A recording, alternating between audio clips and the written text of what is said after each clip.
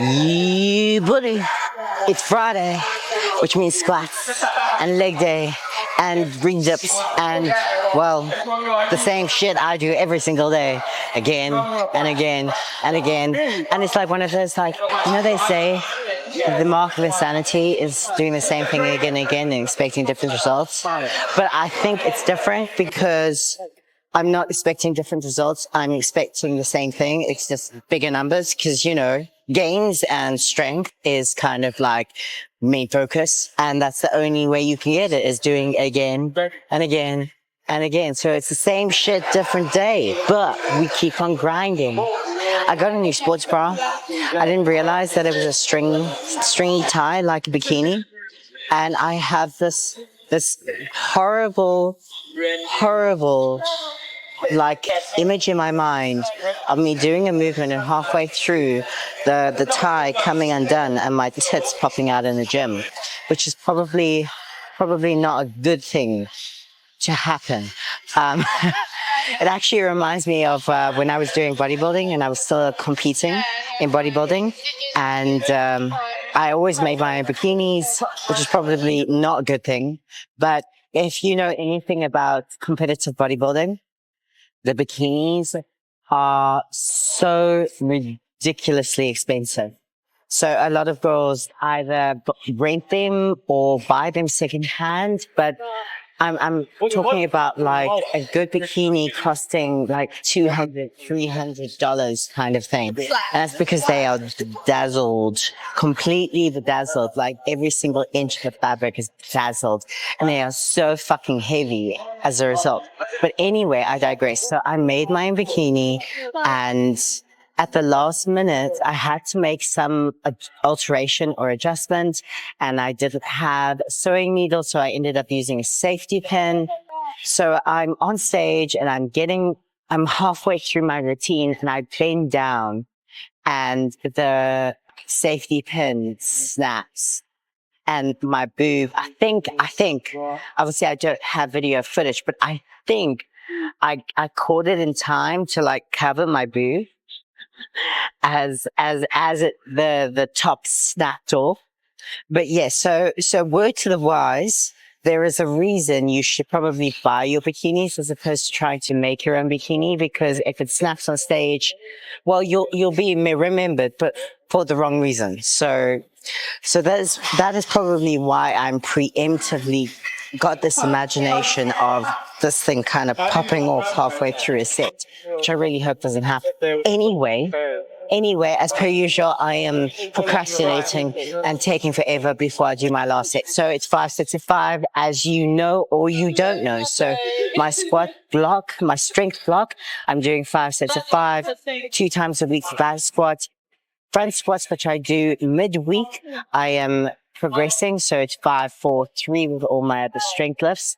But the squat cycle, I'm keeping the volume high, just trying to rehabilitate my hamstring, get full range of motion, really strengthen the positioning, and just work on getting that number up and up and up. So this is my last set, and it's really feeling good today in terms of my back positioning. I'm feeling it like obviously you get high bar and low bar squats. So for powerlifting purposes, generally you go low bar because it is more in line with your midfoot, your spine, and therefore you can get a heavier lift and it's more powerful. High bar squatting is used more for Olympic weightlifting because obviously they're focusing on quad development and everything is front loaded. So they need that strength in the high bar position because it's closer to mimicking front squats, which is what they do because they do cleaning and snatching and all that sort of thing. So it's more front loaded. So it depends on what sports you're obviously doing. If you're doing sports specific training, high bar for more Olympic weightlifting, low bar for powerlifting purposes. And bodybuilding, you could probably switch between the two depending on whether you want to target strength and maximizing the load on the bar, or if you're trying to maximize hypertrophy. So there's so many variables when it comes to squatting. It seems simple, but obviously right now we're maximizing range of motion, depth, which is range of motion, and just maximizing that bounce out of the hole, making sure that I'm activating my glutes and my hamstrings by getting below parallel. Because depth is more important than how much we're lifting at this point in time. And I'm trying to make sure that every single rep is consistent and nice and deep. So make sure that you're looking slightly up, flat feet, weight distribution mid to heel of the foot so you can really drive. Try not to go into your toes. Okay, we can fucking do this. Last set, 5 reps. Let's grind them up, baby. Okay. It's getting better, the slow bar positioning, feeling better about it.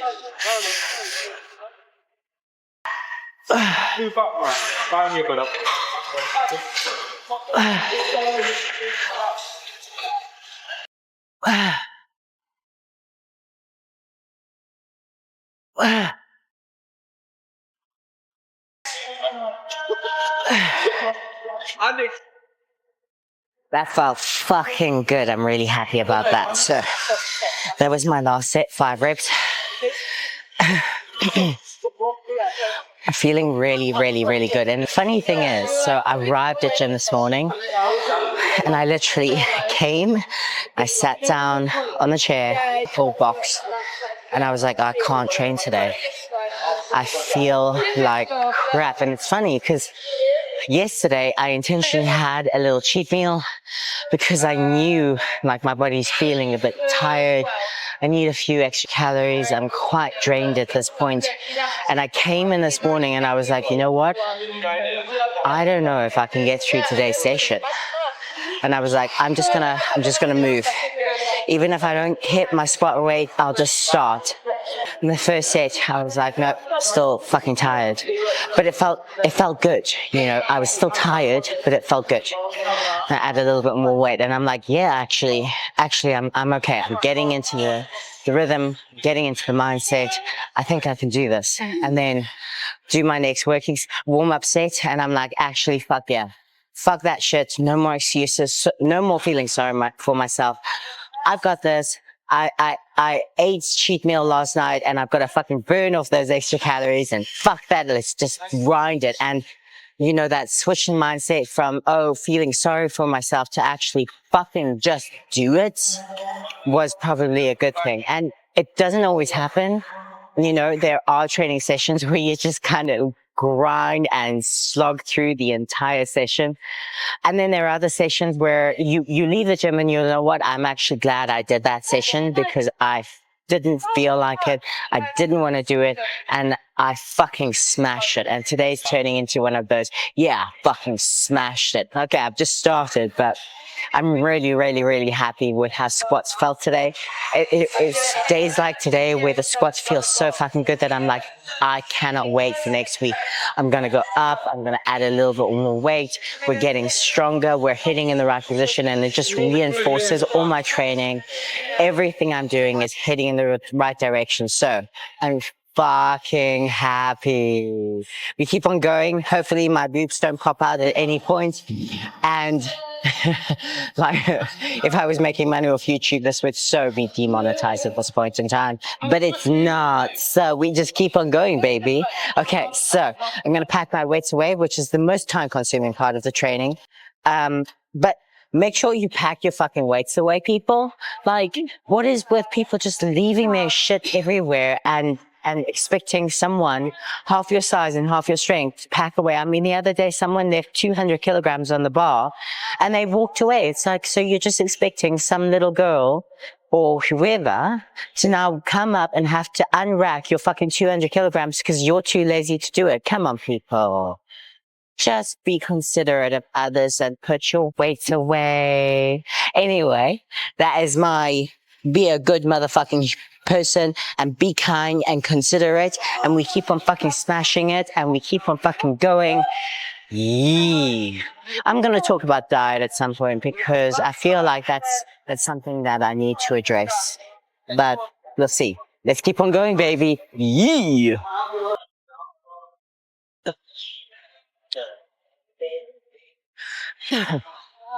Right. So training is going. It is going, and I can feel like my energy levels are tapering off.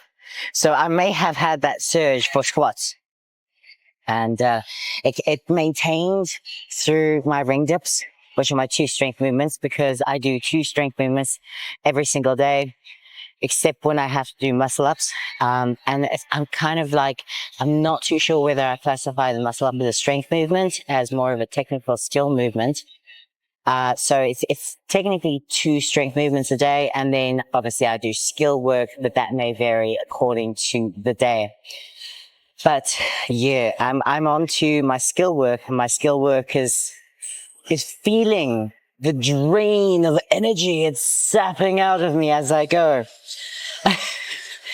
And excuse me, that's the one thing that I have definitely noticed about calisthenics and the bodyweight movements is, even though you're holding for such short period of times, I mean, like 3-4 seconds, I can't just go again. Like I've got to rest like a minute, 2 minutes, 3 minutes, 4 minutes, 5 minutes kind of thing before I can actually go again. And that just shows me how impactful the static holds are and how much they actually drain me. And I was just told by a very helpful individual, which is one thing that I do love about the other guys at the gym, is that my planche hold that I'm currently doing at the moment is like 60% correct, but my bum is too high. And I kind of knew that, to be honest, but I was like, oh yeah, I'm progressing. But the moment I actually put my bum in the right position, I'm like, oh no, I'm not progressing. And, like ego gets in the way and you're like, oh yeah, like I'm making progress. But the moment you actually do it right, you're like, oh no, I'm not. It's like, if you're doing a squat or something, I suppose, for the general person, if you're doing a squat and you're adding more weight and you're like, yeah, I'm badass. I'm fucking like getting stronger every single session. And then someone comes to you and says, yeah, but you're not actually making depth. And then when you actually hit depth, you're suddenly like, oh, I am not actually that strong. Well, that's just happened to me with my planche. So I'm back to square one, which is a good thing. And I'm not complaining, because I would rather be drilling the right technique. The problem is that I have discovered that calisthenics is very counterintuitive to bodybuilding.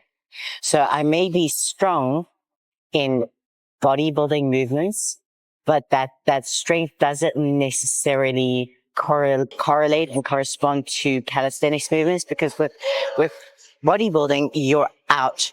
Your chest is exposed. Your scapula is retracted. Yes, you're engaging your lats, but chest is out and you're in this position. Whereas calisthenics is very much caved in. You're expanding your scapula. You've got that pelvic tilt. You're really squeezing your bum in. And obviously with bodybuilding, you're squeezing your bum out as much as you possibly can to make your bum look as big as possible. So I'm having to rewire all those gestures, all those positions.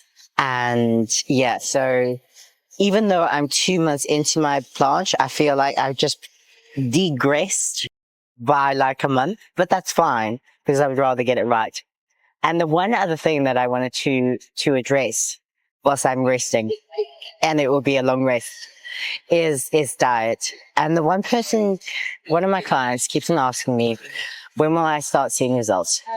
And a lot of people, they're expecting this magical thing. And, like they're working hard in the gym, they're doing their cardio, but they can't control their diet. And let's be real here. For most people, diet is the hardest element. And if you know anything about CrossFit, and I'm not expecting you to, but there's the fittest man in the world was arguably, it's between Matt Fraser and Rich Froning. But Matt Fraser went on to a vlog or something one time. And he's like, no matter how hard he trained, he couldn't out-train a bad diet. And this is someone who's burning like 8,000, 9,000 calories a day. So if Matt Fraser, who's burning like 8,000 calories a day, training, literally his life revolves around training. He's getting 10 hours of sleep. His sleep routine is to the T. His eating routine is to the T. Every single thing in his life revolves around performance. And he admits that he cannot perform as optimally and perform to his best of his ability when his diet is off. So for the average person who is not training for 10 hours a day, who's training for 30 to 40 minutes, who might be doing cardio, but might not be doing cardio, to not be able to control your diet, you're not going to see the results. You're not going to see all the benefit and all the hard work that you're putting into the gym because you cannot control your diet. And unfortunately, diet is the hardest to control. And it is one of those things that if you truly want to see results, you need to get your diet in check. And that's why you need to prioritize protein. You need to figure out what your protein intake should be for your body weight. Okay. And here's a few things. So I'm just giving you my advice on how to approach diet. Okay. So the other day I discussed macros and how to calculate calories. Now, in terms of protein, you need at least 1 gram of protein per pound of lean body weight. Not overall body weight, lean body weight, okay? So if you weigh 300 pounds, but you're not 300 pounds of muscle, you don't need 300 grams of protein per day, okay? You probably need about 2/3 of that. If that, you need like 200 grams as a male and 150 grams as a female. You don't need a lot more than 1 gram of 1 gram of protein per pound of body weight. You could go up to 1.2 if you're cutting, but it is recommended and the science has shown that 1 gram of protein is ideal. You could, as I said, go up to 1.2. So you need to, as an individual, figure out how much protein you need. And as I say, a rough estimate, if you're not 100% sure, is between 120 and 150 grams of protein for a female and 200 grams of protein for a male. And that's just a rough ballpark. Don't take my word for it. Figure it out for yourself. But you need to prioritize protein. Protein will help with all of your goals: recovery, strength, aesthetics, everything. So you need to make sure that you're getting in enough protein. Your next best thing is getting in enough fiber, fruit and vegetables, whole food. You know, don't do that fucking pyramid that we were all taught in school, because the pyramid is a fucking lie created by the food industry to milk you for all your money and to make you fat and to make you unhealthy, because you do not need carbs, as in bread and pasta. You do not need them. They are not essential for anything.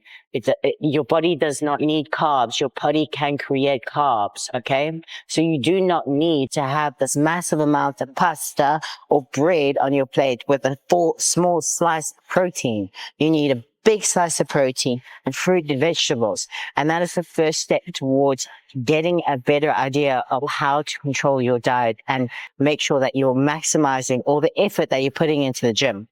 But I could go on and on and on and on and on about diet, but I don't want to bore you, and maybe I'll go into more detail another day. So currently my macros, or my breakdown, is about 160 to 180 grams of protein per day, which is arguably on the higher end. I could drop it down, as my current weight is obviously nowhere near that. I actually don't know what my weight is in pounds, but I'm averaging about 160, 170 grams of protein per day. My overall calories are about 2,500 every single day. And I have a very strict diet. I eat the same shit every single day. And that's why I never show you my diet. Because someone like Sam Sulek, who's counting his calories and working out his calories, will obviously have a different diet every single day. My diet doesn't change. I eat the same thing every single day every single week. Even my cheat meals the same, because I freaking love Cocoa Pops and I am that boring, and I love structure and I love routine. And I know that I don't have to think about what I'm going to eat. I never eat out. I eat the same thing every single day. And that's the way that I function best. Because I like routine, and I'm like OCD about routine, and I don't like anything out of phase. From the time that I wake up to the time that I go to bed, everything is structured. Everything is habitual. I like structure. I like routine. And obviously I feed off and get results off of that. So I'm not expecting every single person to be as boring and mundane as me. I know people go out and they drink and they party and they want to be able to eat out. So then your next best thing is obviously, if it fits your macros, calculating your macros. But the first thing I would personally recommend is do a strict diet for a few months, because then you can start to understand just how much protein you as an individual need, because that is the basis.